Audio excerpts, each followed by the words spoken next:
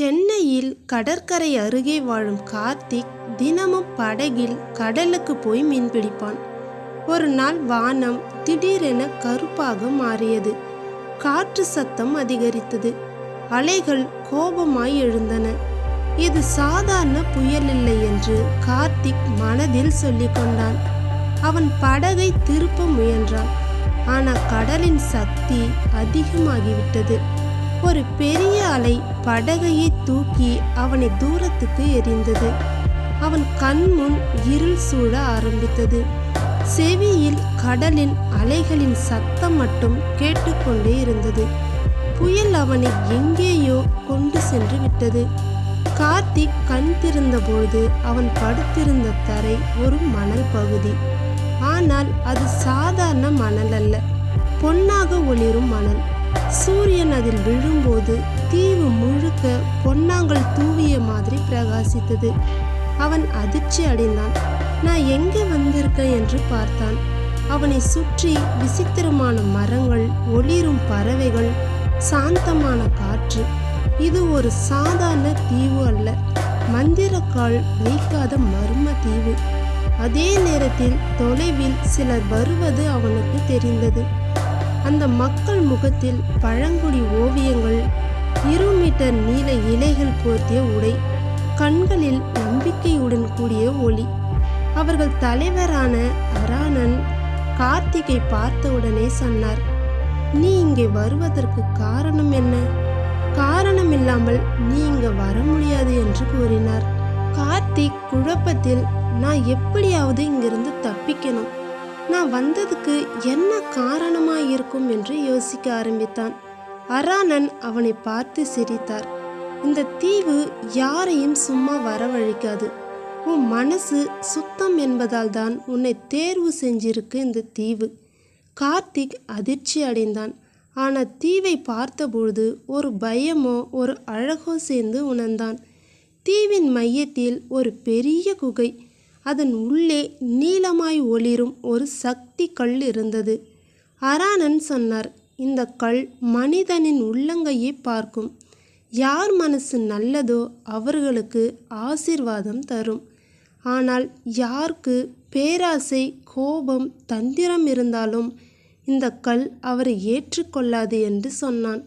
கார்த்திக் இதை கேட்டவுடன் பயந்து போனான். என்ன சோதனை என்று கேட்டான். உன் உள்ளத்தை நீயே எதிர்கொள்ளும் சோதனை என்றார் அராணன். குகை கதவு தானாக மூடப்பட்டது. கார்த்திக் ஒரு இருளில் ஒருவனாய் இருந்தான். குகை உள்ளே திடீரென்று கார்த்திக்கின் வாழ்க்கை முழுவதும் ஒரு திரைப்படம் போல தோன்றி தொடங்க ஆரம்பித்தது. அவன் பசிக்காக தெருக்களில் நடந்த நாட்கள், அம்மா நோயால் கண்ணீர் விட்ட தருணம், அவனின் பயம், குற்ற உணர்வு, அவனை பாதித்த எல்லா நினைவுகளும் அவன் கண் முன் வீடியோவாக வந்தது. கல் கேட்டது, உன் வாழ்க்கையை நீ ஏற்றுக்கொண்டாயா என்று கேட்டது. உன் மனசு யாருக்கும் தீங்கு செய்கிறதா? கார்த்திக் அழுதான். என்னிடம் கோபம், துன்பம், சந்தோஷம் எல்லாம் இருந்தது. ஆனால் நான் ஒருவருக்கும் தீங்கை நினைத்ததில்லை என்று சொன்னான். கல் பிரகாசம் அதிகரித்தது. அது ஒரு ஒளியை கார்த்திக்கின் உள்ளத்திலே கொடுத்தது. அவன் சோதனையை கடந்து விட்டான்.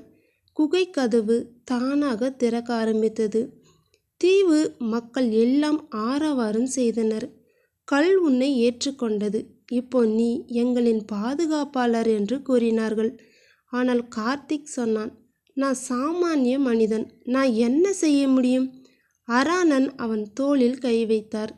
உன் மனசின் உண்மைதான் இந்த பூமிக்கு சக்தி. இதயம் சுத்தமாய் இருந்தால் உனக்கு எல்லா கதவுகளும் தானாக திறக்கும் என்று சொன்னார்.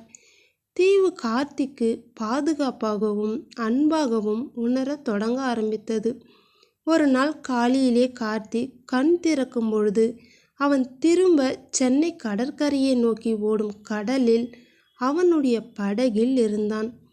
ஆனால் அவன் கையில் மட்டும் இருந்தது அந்த நீல சக்தி கல். அவன் அதை நெஞ்சில் வைத்து கொண்டான். மக்கள் கேட்டார்கள், எங்கே போயிருந்தாய் இவ்வளவு நாட்களாய் என்று கேட்டார்கள். கார்த்திக் சிரித்தான். உலகத்துக்கு தெரியாத ஒரு தீவுக்கு தான்.